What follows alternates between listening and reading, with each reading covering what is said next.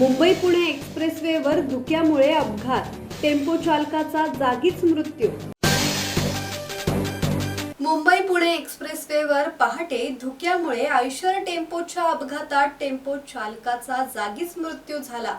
धुक्यामुळे समोरील वाहनाचा अंदाज न आल्याने हा अपघात झाल्याची प्राथमिक माहिती आहे। मुंबईहून पुण्याकडे माल घेऊन जाणारा आयशर टेम्पो एक्सप्रेसवेवरून जात असताना दाट धुके पसरले होते। टेम्पो चालकाचे नियंत्रण सुटून समोरील अज्ञात वाहनाला पाठीमागून जोरदार धडक बसली। या अपघातात चालकाचा घटनास्थळीच मृत्यू झाला। अपघातग्रस्त वाहन बाजूला करत काही काळ खोळंबलेली वाहतूक पुन्हा सुरळीत करण्यात आली। दत्तात्रय शेडगे, संवाद मराठी लाईव्ह, खोपोली।